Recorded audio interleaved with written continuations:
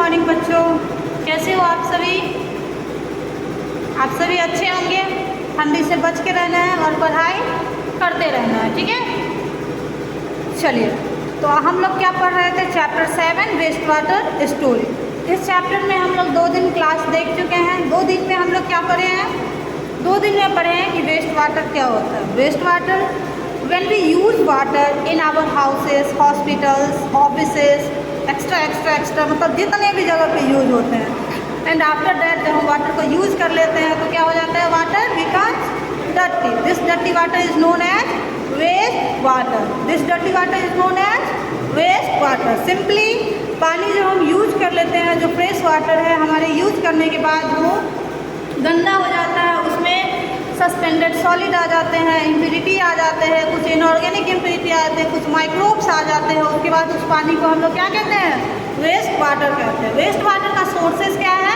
तो domestic source, hospital waste, मतलब domestic waste, hospital waste, industrial waste और rain water. और एक और कौन सा छूट गया? एक और छूट गया हमारा एग्रीकल्चर वेस्ट, ठीक है। डोमेस्टिक वेस्ट, फिर से industrial waste, hospital waste, rain water और एग्रीकल्चर वेस्ट। मतलब नाम के अकॉर्डिंग जहाँ जहाँ जो वेस्ट वाटर आ रहा है वो वहाँ का सोर्स हो गया। उसके अकॉर्डिंग उसमें डिफरेंट टाइप के कॉन्टामिनेटेड भी होंगे। जैसे अगर हमारे डोमेस्टिक मतलब हमारे घरों से जो गंदे पानी निकल रहे हैं उसमें ज़्यादातर क्या होगा? कुछ माइक्रोब्स होंगे, कुछ ऑयल होगा, डिटर्जेंट होगा, सोप होगा, यही सब होगा। लेकिन अगर कोई इंडस्ट्री से आ रहा है तो उसमें कुछ मेटल्स भी होंगे, कुछ केमिकल्स भी होंगे। एग्रीकल्चर से आ रहा है, एग्रीकल्चर वेस्ट आ रहा है तो उसमें कुछ हर्बिसाइड्स होंगे, जो फार्मर जो फर्टिलाइजर्स यूज़ करते हैं उसमें का कुछ केमिकल्स कंपाउंड्स वगैरह होगा, ठीक है। तो इसको देख लेना है कि अलग अलग सोर्सेज से आने वाले वाटर में कॉन्टामिनेटेड जो मतलब उसमें जो इम्प्यूरिटी भी जो मिली है वो भी डिफरेंट टाइप के होंगे, ठीक है। उसके बाद हम लोग पढ़े portable water. Portable water, water that are use for drinking, that are fit for our drinking and free from microbe. जो माइक्रोब से बिल्कुल फ्री है, जो हमारे पीने योग्य है, उस पानी को हम क्या कहते हैं? पोर्टेबल वाटर कहते हैं। उसके बाद जो हमारे घरों से जो पानी निकल रहा है, जो कचरा निकल रहा है, वो एक लिक्विड वेस्ट है। उस लिक्विड वेस्ट को एक नाम दिया गया। उस लिक्विड वेस्ट को नाम दिया गया है सीवेज, ठीक है। उसका क्या नाम दिया गया है? सीवेज। अब उस लिक्विड वेस्ट में हमको क्या क्या मिलता है? कुछ ऐसे सॉलिड मिलते हैं जो अच्छे तरह से उसमें मिले नहीं होते, कुछ ऑर्गेनिक इम्प्यूरिटी मिलते हैं, मतलब इन सब का मिक्सचर होता है। तो अगर सीवेज का डिफिनीशन पूछा जाएगा तो sewage is a complex mixture including suspended solid, organic impurity, inorganic impurity, disease causing micro organism and other भी डिफरेंट टाइप्स के माइक्रो ऑर्गेनिज्म भी होते हैं। जैसे कुछ प्रोटोजोआ हो गया, फंजाई हो गया, अलगी हो गया, हेलमिन्थेस हो गया, मतलब ये भी अदर टाइप के जो माइक्रोब्स है वो सब मिलके क्या बनाते हैं? सीवेज। तो simply sewage is a liquid waste, ठीक है। It is a complex mixture that contain suspended solid, organic and inorganic impurities, है ना, disease causing micro organism ETC, ठीक है। यहाँ तक आप लोग लिख सकते हैं। उसके बाद हम लोग जाने कि ऑर्गेनिक इम्प्यूरिटी क्या है, इनऑर्गेनिक इम्प्यूरिटी क्या है और मतलब माइक्रोब्स क्या है। इसमें चलिए आप बताइए तो हमें कि विब्रियो कॉलेरा से कौन सा डिजीज कॉज होता है? कॉलर। विब्रियो कॉलेरा कौन सा किस टाइप का माइक्रो ऑर्गेनिज्म है? बैक्टीरिया, ठीक है। टाइफाइड किस बैक्टीरिया से होता है? Salmonella typhi. और डिसेंट्री किस टाइप के माइक्रो ऑर्गेनिज्म? डिसेंट्री जो है वो एक प्रोटोजोआ है और उसका नाम क्या है? इंटमीबा हिस्टोलाइटिका, जो कि बिल्कुल पैरासिटिक प्रोटोजोअन्स है। तो यहाँ तक हम लोग देख चुके हैं, याद रखना है। Water borne disease, different type के वाटर बॉर्न डिजीज भी हम बता चुके हैं। याद है किसी को कौन कौन सा वाटर बॉर्न डिजीज है? मतलब जो वाटर से मतलब गंदे पानी अगर हम कंज्यूम करते हैं तो उसके वजह से होता है। याद है कौन कौन सा बीमारी था? अभी तो हम 2 बता ही दिए हैं। एक बता दिए हैं कॉलेरा, बताए थे कि जब बाढ़ आता है तो अधिकांश लोग कॉलेरा से अफेक्टेड हो जाते हैं।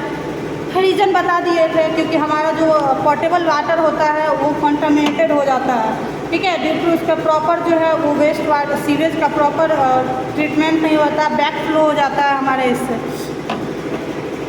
ठीक है। तो नाम बताइए तो वाटर बॉर्न डिजीज का। एक तो हो गया कॉलेरा, टाइफाइड, डिसेंट्री, ये 3 तो बताई हैं। पोलियो, मेनिंजाइटिस, हेपेटाइटिस, ठीक है। और देखिए कुछ बीमारी है वो मच्छर के काटने से होता है, लेकिन वो मच्छर कैसे पनपेगा? पानी जो डर्टी वाटर है, जो हमारा सीवेज है, वो कहीं ना कहीं स्टेगनेंट हो जाता है, रुक जाता है, ठीक है। तो वो जहाँ पे रुक जाता है तो वो एक अच्छा सा एक मीडियम, एक इन्वायरमेंट में बन जाता है मॉस्किटो और फ्लाइज का प्रोड्यूस होने का। तो जिसके वजह से वहाँ पे ये वाले मच्छर जो है प्रोड्यूस होते हैं और फिर वो बीमारी कॉज करते हैं, जैसे हो गया येलो फीवर, मलेरिया, डेंगू, ये सब मच्छर से होता है। लेकिन ये मच्छर गंदे पानी, मतलब डेंगू तो अच्छे पानी जहाँ पे होता है वहाँ पे होता है, वो गंदे पानी में नहीं प्रोड्यूस होता है, वो फ्रेश वाटर में ही प्रोड्यूस होता है, बट वो स्टेगनेंट हो जाता है, कहीं पे रुका रहता है अंदर, ठीक है। तो येलो फीवर, डेंगू, मलेरिया ये मच्छर से होने वाली है, लेकिन ये मच्छर पानी में प्रोड्यूस होते हैं, ठीक है। तो इसको भी हम लोग इंक्लूड कर सकते हैं कि वेस्ट वाटर का सही तरह से ट्रीटमेंट नहीं हुआ, इसके वजह से ये मच्छर स्प्रीड किए, ब्रीड किए, ओके। और साथ में cholera, typhoid, polio, meningitis, hepatitis, dysentery, इन सबको भी याद रखना है, याद रहेगा ना, ठीक है। चलिए अब यहाँ तक हम लोग कर लिए थे। एक चीज़ हम कल छोड़ दिए थे शायद, एक टर्म था मैन होल्स, ठीक है। मैन होल्स, आप अगर सड़क पे चलते होंगे तो आप देखते होंगे कि कहीं कहीं पे ना गड्ढा, मतलब वो करके उसको ढक्कन डाला हुआ होता है, ठीक है। वो जो अंडर वाटर, जो अंडरग्राउंड पाइप्स होते हैं जो सीवेज के निकलने के लिए, तो वहाँ पे ना रोड सरफेस पे कुछ ओपनिंग को छोड़ दिया जाता है, ताकि अगर कभी कोई प्रॉब्लम हो तो उस ओपनिंग के थ्रू देखा जा सकता है कि कहाँ पे क्या प्रॉब्लम हुआ है। तो वही जो ओपनिंग होता है उसी को मेन होल्स बोलते हैं, उसी को क्या बोलते हैं, मेन होल्स। याद रखना है मेन होल्स। आप सड़क पे जो स्मॉल ओपनिंग्स देखते होंगे, ठीक है, वो स्मॉल ओपनिंग्स क्या कहलाता है, मेन होल्स कहलाता है, जो कि कवर्ड होता है हैवी सीमेंटेड, मतलब हैवी सीमेंटेड से कवर्ड होता है। और जब कभी अगर उसके मेंटेनेंस के लिए, सीवरेज में कोई मेंटेनेंस हो गया या फिर उसको साफ़ करने के लिए कोई प्रॉब्लम होता है, तो उसी मेन होल्स को खोल के और अंदर जाके फिर देखा जाता है, क्योंकि जो भी पाइप होता है वो अंडरग्राउंड होता है, ठीक है। सीवर्स क्या है, बताए थे कि सीवेज का जो पाइप सिस्टम है वो सीवर्स हो गया। फिर वो सीवर्स, बहुत सारे सीवर्स जो है एक अंडरग्राउंड पाइपलाइन, एक जंक्शन बनाता है, वो क्या कहलाया, सीवरेज सिस्टम कहलाया, ओके। उसके बाद हम लोग ये भी देखे थे कि अगर फ्लोड आता है तो वाटर ड्रेनेज में क्या प्रॉब्लम होता है। एक्चुअली जब अचानक से बारिश भारी अमाउंट में होता है तो कम समय में बहुत ज़्यादा पानी हो जाता है, तो हमारे मतलब सिटी में या फिर हमारे यहाँ क्या वाटर ड्रेनेज सिस्टम प्रॉपर बना हुआ है, लेकिन वहाँ पे कम समय में इतना पानी आ गया कि उस पानी के कारण वो पानी भी उसी में गया, तो क्या होगा, वो पानी बैक फ्लो हो जाएगा या फिर पाइपलाइन को तोड़ सकता है, हमारे फिर वापस आके हमारे गली में, घरों में दोबारा से आ सकता है। तो इस चीज़ के लिए क्या किया गया है ना, कि एक तो हमारे घरों से निकलने वाला अलग है सिस्टम बना हुआ, ठीक है। घरों से सीवेज निकलने के लिए एक अलग सा पाइपलाइन का चैनल बना हुआ है और स्ट्रॉन्ग वाटर सीवर्स अलग से बना हुआ है, ठीक है, ताकि अगर कभी एक्स्ट्रा कम समय में बहुत ज़्यादा पानी आ जाए तो उस चैनल, आप देखिए बुक में आप देख रहे होंगे, मैं आपको दिखा रही हूँ, देख पा रहे होंगे, देखिए ये घरों से आ रहा है, ठीक है, वेस्ट वाटर ये घर से सीवेज निकल के आ रहा है ना, वाटर बॉडीज में जा रहा है, ठीक है। लेकिन अगर अचानक से देखिए तूफान वाला बारिश आया, बहुत कम समय में बहुत सारा पानी है, तो उसके लिए देखिए अलग से बना हुआ है ये, ठीक है। अलग से बनने से क्या फ़ायदा हो गया कि इस पाइपलाइन में ज़्यादा पानी अचानक से आ जाएगा तो फिर बैक फ्लो होगा, फिर वही पानी, गंदा पानी फिर हमारे घरों में आएगा, हमारे गलियों में आएगा, हमारे सड़कों पर आएगा, तो अलग से बनाया हुआ है। और ये अलग से बना होने के कारण क्या हो रहा है, मतलब ये जो प्रॉब्लम बैक फ्लो की हो रही थी वो ख़त्म हो जाएगा ना। तो ये एक स्ट्रॉन्ग वाटर ड्रेनेज अलग से बनाया गया है, जिसके कारण क्या होता है कि स्ट्रॉन्ग वाटर जो कि लार्ज अमाउंट में आता है उसका सही से हम लोग, मतलब सही से उसको प्रॉपर तरीके से वाटर बॉडीज़ तक मिला लेते हैं, ठीक है। उसके बाद अलग अलग तरह का सीवेज था, जैसे किचन से निकलने वाले सीवेज का क्या नाम है, सलग सीवेज, सलेग वाटर, किचन से निकलने वाला पानी सलेग वाटर पड़े थे, टॉयलेट से फॉल वाटर, इंडस्ट्री और कमर्शियल ऑर्गेनाइजेशन ट्रेड वाटर, और एग्रीकल्चर फील्ड से एग्रीकल्चरल वेस्ट। इसी तरह से आप बताइए कि अगर आपके फाउल वेस्ट में, यानी टॉयलेट से जो सीवेज ओरिजिनेट हो रहा है उसमें कौन कौन सा कॉन्टामिनेट मिलेगा, यूरिन मिलेगा, फेसेस मिलेगा, डिटर्जेंट मिलेगा। इसी तरह से अगर किचन से आ रहा है सलेग वाटर, उसमें क्या सब होगा, ग्रीस, सोप, फ्रूट, वेजिटेबल का वेस्ट होगा। एग्रीकल्चर से इंसेक्टिसाइड, पेस्टिसाइड, मतलब हस्क, कुछ प्लांट्स का पार्ट, यही सब आएगा ना, ठीक है। तो यहाँ तक हम लोग 2 दिन के क्लास में पढ़ चुके थे। आज हमारा नया टॉपिक है वाटर पॉल्यूशन, ठीक है, वाटर पॉल्यूशन। देखिए, जब आप केमिस्ट्री में आगे पढ़िएगा ना तो प्योर और इम्प्योर का अलग मतलब, केमिस्ट्री कहता है कि अगर एक ही चीज़ से बना हुआ कोई चीज़ है तभी वो प्योर है, ठीक है। जैसे हम लोग बोलते हैं कि हमारे शब्दों में कि अगर दूध में पानी नहीं मिला हुआ है तो वो दूध प्योर है, लेकिन केमिस्ट्री कहता है कि नहीं, वो दूध भी इम्प्योर है। क्यों? क्योंकि दूध एक चीज़ से नहीं बना हुआ है, उसमें तो फैट भी है, उसमें तो वाटर भी है ना, उसमें बहुत सारे चीज़ से मिल के बना हुआ है, ठीक है। तो हमको उस व्यू से नहीं समझना है, लेकिन मैं बता दी हूँ कि आपका ये कॉन्सेप्ट क्लियर रहे। यहाँ पे प्योर का मतलब वो हो गया जो हमारे यूज के लिए फिट है, ठीक है। यहाँ पे प्योर का मतलब है कि जो हमारे यूज के लिए फिट है वो प्योर कहलाया, ठीक है। केमिस्ट्री में एक चीज़ से बना होना चाहिए तभी वो प्योर कहलाएगा। अगर उसमें कई सारे चीज़ से मिलके बने हुए हैं, ठीक है, तो वो प्योर नहीं कहलाएगा।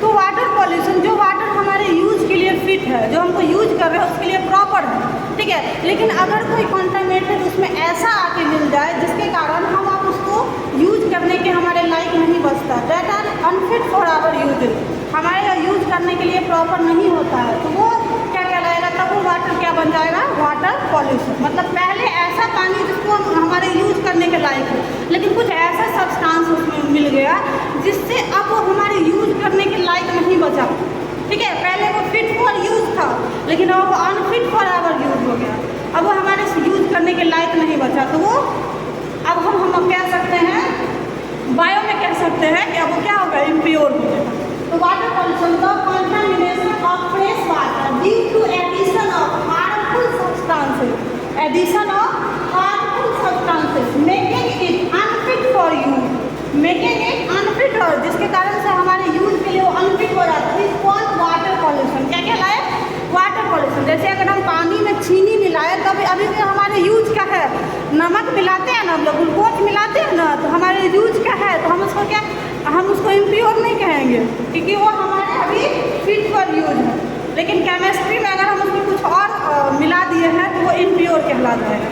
इस चीज़ को अलग अलग मतलब सब्जेक्ट में आप अलग अलग हो जाएगा, मतलब प्योर का डिफिनीसन यहाँ कुछ और है और केमिस्ट्री में जाने के बाद अलग हो जाएगा। बस इस चीज़ को समझने के लिए बस समझ लीजिए, ठीक है। तो the contaminated of fresh water due to addition of harmful substances, fresh water में कुछ ऐसा कंटामिनेशन मिल जाना जिसके जो कि हार्मफुल सब्सटेंसेस है, अगर उसके मिल जाने से वो हमारे यूज के लायक नहीं बचता है, तो वो क्या कहलाएगा? वाटर पॉल्यूशन कहलाएगा। क्या कहलाएगा? वाटर पॉल्यूशन कहलाएगा। Substances that pollute the water are called water pollutant, और जो सब्सटेंस पानी में मिलने के कारण हमारा पानी हमारे यूज के मतलब हमारे काम के लायक नहीं बचा, अनफिट हो गया हमारे यूज के लिए, वो सब्सटेंस पॉल्यूटेंट कहलाएगा, ठीक है। वो सब्सटेंस क्या कहलाएगा? पॉल्यूटेंट कहलाएगा। Substance that pollute the water, वो सब्सटेंस जो कि पानी को पॉल्यूट कर रहा है वो कहलाएगा वाटर पॉल्यूटेंट कहलाएगा, ठीक है। these pollutants, उस पॉल्यूटेंट को 3 कैटेगरी में बांटा गया। पहला है फिजिकल पॉल्यूटेंट, यानी गंदे पानी को अनफिट बनाने के लिए जो पॉल्यूटेंट है उस पॉल्यूटेंट को 3 भाग में डिवाइड किया गया है। पहला है फिजिकल पॉल्यूटेंट, पहला क्या है? Physical pollutant. दूसरा है केमिकल पॉल्यूटेंट, दूसरा है केमिकल पॉल्यूटेंट, और तीसरा है बायोलॉजिकल पॉल्यूटेंट। तीसरा है बायोलॉजिकल पॉल्यूटेंट। जब भी बायो शब्द आएगा ना तो आप लोग समझ जाइएगा कि यहाँ पे कुछ ना कुछ लाइफ वाला बात हो रहा है, कुछ ना कुछ लिविंग थिंग्स का बात होगा, ठीक है। फिजिकल का जब भी बात होगा तो मतलब कुछ ऐसा चीज़ जिसको हम देख पा रहे हैं, ठीक है, जिसको हम देख के निकाल सकते हैं, कुछ ऐसा अगर सब्सटेंस मिला है तो फिजिकल पॉल्यूटेंट कहलाया, ठीक है। जैसे plastic bags, wood, leaves, human waste, garbage, paper, cans, glass jar, इसमें कुछ ऐसा जिसको हम मतलब चुन के निकाल सकते हैं, ठीक है, मतलब जिसको हम देख पा रहे हैं, ठीक है, वो फिजिकल पॉल्यूटेंट्स कहला गया। जिसको हम देख पा रहे हैं, ठीक है, वो फिजिकल पॉल्यूटेंट हो गया। केमिकल पॉल्यूटेंट मतलब उसमें मिल गया। These include organic waste, detergent, pesticide। अगर पानी में डिटर्जेंट घुल गया हो तो हम अलग से देख के नहीं बता सकते हैं ना कि इसमें डिटर्जेंट है, इसमें DDT है ना। अगर पानी में कोई न्यूट्रिएंट्स घुल गया तो हम बता सकते हैं ये कैल्शियम वाला न्यूट्रिएंट्स है, नहीं बता सकते। लेकिन अगर पेपर का टुकड़ा गिरा हुआ है, लकड़ी का टुकड़ा गिरा हुआ है, और कोई जाता है। तो जब ऐसा कुछ होगा तो फिजिकल पॉल्यूटेंट होगा, जब हम उसको एक्सेप्ट नहीं कर पाएंगे, देख के नहीं हो पाता है, तो वो हो जाएगा हमारा केमिकल पॉल्यूटेंट्स। ठीक है, जैसे आ जाएगा ऑर्गेनिक वेस्ट, डिटर्जेंट, पेस्टिसाइड्स और भी बहुत सारे एग्जाम्पल्स हो जाएंगे, वो सभी कहलाएंगे केमिकल पॉल्यूटेंट्स। ओके, उसके बाद हमारा बायोलॉजिकल पॉल्यूटेंट्स। बताया जब भी बायो शब्द का यूज होगा तो बायोलॉजी जब पढ़ा रहे थे तो बायो का मतलब ये बताए थे कि लाइफ, लाइफ मतलब लिविंग थिंग, मतलब यहाँ पे कोई लिविंग थिंग से मिला हुआ है। अब लिविंग थिंग्स हम और प्लांट्स थोड़ी है, लिविंग थिंग्स में माइक्रो ऑर्गेनिज्म भी तो बताए थे। माइक्रो ऑर्गेनिज्म क्या होता है? ऐसे organism that can't be seen in with necked आई, ऐसे ऑर्गेनिज्म जिसको हम खुले आंखों से नहीं देख सकते, उसको क्या बोलेंगे? Micro organism. अगर ऐसा कोई माइक्रो ऑर्गेनिज्म आपके पानी में मिल गया है तो वो कहलाएगा बायोलॉजिकल पॉल्यूटेंट, जिसको हम आंखों से देख नहीं, मतलब माइक्रो ऑर्गेनिज्म को आंख से देख ही नहीं पाते हैं हम लोग खुले आंखों से।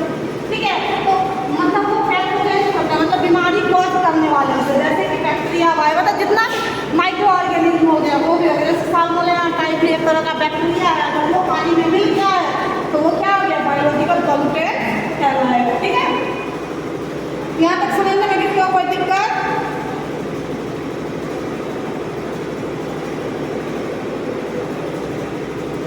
आप इसका स्क्रीनशॉट ले सकते हैं क्योंकि बाद में लिखना होगा, नोट्स बनाने में काम आ जाएगा। ले लीजिए। ओके, तो हम लोग क्या देंगे? फ्रेश वाटर में कुछ ऐसे हार्मफुल सब्सटेंस का मिलना जिसके कारण से वो हमारे यूज के लिए अनफिट हो गया, वो कहलाएगा वाटर पॉल्यूशन। ठीक है, कुछ ऐसे कंटामिनेंट्स मिलना जिसके कारण आप पानी हमारे यूज के काम का नहीं बचा, वो वाटर पॉल्यूशन हो गया। उस पानी का जो सब्सटेंस मिला है उस सब्सटेंस को बोलेंगे वाटर पॉल्यूटेंट्स। ठीक है, जिसको 3 भाग में डिवाइड किया गया, 3 कैटेगरी में रखा गया। पहला फिजिकल पॉल्यूटेंट्स, दूसरा केमिकल पॉल्यूटेंट्स और तीसरा बायोलॉजिकल पॉल्यूटेंट्स। फिजिकल पॉल्यूटेंट, ठीक है, प्लास्टिक बैग, फूड, प्लेट देख के बता सकते हैं ये है। केमिकल पॉल्यूटेंट देख के नहीं बता पाएंगे। बायोलॉजिकल मतलब लाइफ है इसमें, ठीक है, लाइफ से रिलेटेड बात है, मतलब माइक्रो ऑर्गेनिज्म मिला हुआ है। कैसा माइक्रो ऑर्गेनिज्म? माइक्रो ऑर्गेनिज्म तो कुछ हमारे यूज का भी होता है ना, जैसे दही में जो माइक्रो ऑर्गेनिज्म है वो हमारे यूज का होता है ना। कुछ माइक्रो ऑर्गेनिज्म हमारे इंटेस्टाइन में भी होता है। ठीक है, तो वो माइक्रो ऑर्गेनिज्म जो हार्मफुल माइक्रो ऑर्गेनिज्म जो पैथोजेंस का काम करता है, जो बीमारी कॉज करने का काम करता है, अगर ऐसा माइक्रो ऑर्गेनिज्म आके मिल जाए तो हमारा बायोलॉजिकल पॉल्यूटेंट कहलाता है। ठीक है, चलिए अब एक point and non point source of water pollution, मतलब वाटर पॉल्यूशन होने का पॉइंट और नन पॉइंट सोर्सेज क्या है। ठीक है, इसको पहले एक एग्जांपल से समझिए। जैसे हमारे मतलब हम अपने स्कूल की ही बात कर लेते हैं, तो स्कूल में पता है कि किचन में मतलब किचन वाला जो एरिया है, जो मेस वाला जो एरिया है, वहाँ पे ज़्यादा कचरा होगा, तो पता है तो उसको उसी ढंग से ये किया गया है कि अगर मतलब पानी का जल्दी से निकल जाए, उसको अलग एक उसका अरेंजमेंट है, मतलब वो पता है वो सोर्स है गंदा होने का। ठीक है, तो वो हो गया पॉइंट सोर्स, मतलब जहाँ पे स्पेसिफिक लोकेशन है कि वहाँ से वाटर पॉल्यूटेंट ज़्यादा डिस्चार्ज होगा। ठीक है, वो हमें पता है पहले से। ठीक है, और दूसरा ऐसा source that are stated and do not have any specific location for discharging pollutant. जब कोई स्पेसिफिक लोकेशन नहीं पता है मतलब कहाँ से डिस्चार्ज होगा पॉल्यूटेंट्स, ठीक है, तो इसको बोलेंगे नॉन पॉइंटेड सोर्स। जैसे हम बताएं कि किचन का मेस वाला एरिया है, पता है वहाँ पे कि वहाँ पे क्या है कि वो एक स्पेसिफिक लोकेशन है जहाँ से वाटर पॉल्यूटेंट्स डिस्चार्ज होगा, पता है। ठीक है, लेकिन आप जो है आप लोग कभी कभी क्या कर देते हैं कि क्लास में मतलब कचरा कर देते हैं, तो वो नन पॉइंट सोर्सेस हो गया, मतलब ये स्पेसिफिक जगह नहीं है लेकिन आप लोग कर देते हैं ना। ठीक है, तो ऐसा सोर्सेस जहाँ पे पता है कोई स्पेसिफिक लोकेशन नहीं बना हुआ है लेकिन फिर भी आप वहाँ पे पॉल्यूटेंट डिस्चार्ज कर देते हैं, तो वो नन पॉइंटेड सोर्स हो गया। अभी जैसे हमारे अपने स्कूल में ही और भी बिल्डिंग बन रहा है, तो आप देखिएगा कभी उस तरफ से कचरा डिस्चार्ज हो रहा है, कभी इस तरफ कचरे का ढेर पड़ा हुआ है, कभी उस तरफ कचरे का ढेर पड़ा हुआ है, तो वो कोई अभी वो कहीं भी पड़ा हुआ है, लेकिन जब वो बन जाएगा तो वो जो कचरा कहीं भी ये हो रहा है जमा पड़ जा रहा है वो तो ख़त्म हो जाएगा ना, उसके बाद तो वो जैसे बाकी ये सब क्लासेस है उस तरह से वो भी बन जाएगा। लेकिन अभी बन रहा है तो वहाँ पे तो कुछ ऐसे सोर्सेज ऐसे जो हो जाए जहाँ ऐसे जगह से जब कचरा डिस्चार्ज होगा तो वो कहलाएगा नॉन पॉइंट सोर्सेज। लेकिन जहाँ पे पता है कि वो वहाँ से आ रहा है तो वहाँ पे प्रॉपर सैनिटेशन उसका सैनिटाइजेशन नहीं होगा, उसका प्रॉपर वाटर का डिस्चार्ज करने का प्रॉपर अरेंजमेंट किया जाए, पहले से ही लोग कर चुका होता है। ठीक है, जैसे अगर कोई फैक्ट्री है, पावर प्लांट है, अंडरग्राउंड कोल माइन है, तो अब वहाँ पे हमें पता है कि वहाँ पे वाटर डिस्चार्ज होगा, तो उसको मतलब मोस्टली आप देखिएगा कि फैक्ट्री वगैरह बनाया जाता है ना, नदी के किनारे बनाया जाता है। आप पहले के जो भी मिल बना हुआ है वो आप देखिए, जैसे सूरत मिल है कहाँ है, समुद्र के किनारे बना हुआ है ना, उसका तो और भी बहुत सारा रीज़न है, लेकिन उसमें एक रीज़न ये भी है कि डिस्चार्ज करेगा वो अपने पोल्यूटेंट्स को ईजिली वाटर बॉडी में। ठीक है, लेकिन अब डायरेक्ट नहीं करना है, सीवेज ट्रीटमेंट करने के बाद मतलब वहाँ पे सीवेज ट्रीटमेंट कंस्ट्रक्ट करना है और वहाँ से वो अपने सीवेज को पास करा के उसके बाद वाटर बॉडीज़ में डिस्चार्ज करना है। लेकिन नॉन पॉइंटेड सोर्स जैसे कहीं पे जो है कंस्ट्रक्शन साइट है, कहीं पे कोई लॉगिंग एरिया है, तो वहाँ वो नॉन पॉइंटेड सोर्स हो गया। वहाँ पे this source are difficult to monitoring and treat to remove, वहाँ पे मुश्किल है प्रॉपर देखना और पोल्यूटेंट्स को निकालना भी वहाँ पे थोड़ा सा मुश्किल हो जाता है। जैसे आप अपने क्लास में पानी गिरा दीजिए तो पानी को निकालना मतलब ये थोड़ा मुश्किल हो जाता है ना। लेकिन आप यही जहाँ पे पानी जहाँ से आप बॉटल में भर के लाते हैं, अगर वहाँ पे एक बोतल पानी भी आप गिरा देते हैं तो वो मुश्किल नहीं है, वो प्रॉपर उसका बना हुआ है, उस ढंग से वो चला जाएगा आगे। ठीक है, तो यहाँ तक आप लोग समझ गए। तो आज हम लोग पढ़े वाटर पॉल्यूशन के बारे में, वाटर पॉल्यूशन में के कितने पोल्यूटेंट्स है उसके बारे में, उसका पॉइंट और नॉन पॉइंट वाटर सोर्स क्या है वाटर पॉल्यूशन का, यहाँ तक पढ़े। ठीक है, तो आप लोग यहाँ तक का नोट्स कंप्लीट कर लीजिएगा। ठीक है, हमारा नोट्स पेज नंबर 176 तक का नोट्स कंप्लीट हो जाना चाहिए। और साथ में आप अभी निकालिएगा पेज नंबर 178, वहाँ पे देखिए क्वेश्चन है, what do you understand by sewage. आप सीवेज से क्या समझते हैं, आप लिख सकते हैं। सीवेज के बारे में लिख सकते हैं ना। Sewage is a complex mixture including suspended solid, organic and inorganic mixture and other types of micro organism. ठीक है, उसके बाद how is the waste water treated in sedimentation tank. Sedimented, अच्छा ये तो अभी नहीं पढ़ाए हैं तो सेकेंड क्वेश्चन नहीं बनेगा। ठीक है, पहला वो बना लेना है। उसके बाद आपको आ जाना है पेज नंबर 184 में। क्वेश्चन है, what are different types of contaminants and impurity present in the sewage. Sewage में कौन कौन सा अलग अलग तरह का इम्प्योरिटी मिला होता है उसका नाम लिखना है। आप लिख सकते हैं ना, इनऑर्गेनिक सब्सटेंस क्या सा हो गया, ऑर्गेनिक इम्प्योरिटी क्या हो गया, माइक्रोब्स क्या हो गया, वो सब लिख देंगे ना। ठीक है, तो अभी मैं ये 2-3 क्वेश्चन लिख दे रही हूँ, आप इसको जो है बना लीजिएगा। ठीक है, अभी मैं क्वेश्चन लिख दे रही हूँ, फिर अभी हम दिखाती हूँ मैं। चलिए बच्चों, तो ये कुछ क्वेश्चन है जिसको आपको बना के लाना है। What do you understand by sewage हो जाएगा। What is water pollution, what is sewerage system. Sewerage system क्या है, which type of substance contaminated in foul waste. Foul waste जो सीवेज का एक टाइप है, उसमें किस तरह का सब्सटेंस मिला हुआ। Right 5 water borne disease name, 5 जो पानी से होने वाले बीमारी का नाम बताइए। What are different types of contaminated और इम्प्योरिटी प्रेजेंट इन सीवेज। किस टाइप का इम्प्योरिटी जो है कंटामिनेटेड वो सीवेज में प्रेजेंट होता है, उसको लिखना। How can sewage be classified based on source of water, source of waste water. How can sewage be classified based on source of waste water. Waste water के सोर्स के आधार पर सीवेज को किस तरह से क्लासिफाई किया गया। वेस्ट वाटर के सोर्स के आधार पर सीवेज को किस तरह से क्लासिफाई किया गया है, याद रखिए। इसमें sullage water, fall water, agriculture waste, trade waste है, वो सब आएगा इसमें। What type of different type of contaminated impurity present in sewage, इसमें आएगा ऑर्गेनिक इम्प्योरिटी, इनऑर्गेनिक इम्प्योरिटी, ठीक है, न्यूट्रिएंट्स, माइक्रो ऑर्गेनिज्म वो सब आप डाल दीजिएगा, डिजीज कॉजिंग जो भी माइक्रो ऑर्गेनिज्म आएगा वो आएगा 6 मार्क्स हो जाएगा। तो आप लोग नोट्स कंप्लीट कर लीजिएगा कहाँ तक, पेज नंबर मतलब वाटर पॉल्यूशन तक, पेज नंबर 176 तक, यहाँ तक नोट्स कंप्लीट हो जाना है। ये सारे क्वेश्चन का आंसर मतलब सॉल्व कर लेना है। ओके चलिए, थैंक यू सो मच। तो मिलते हैं फिर किसी और वीडियो में। Thank you.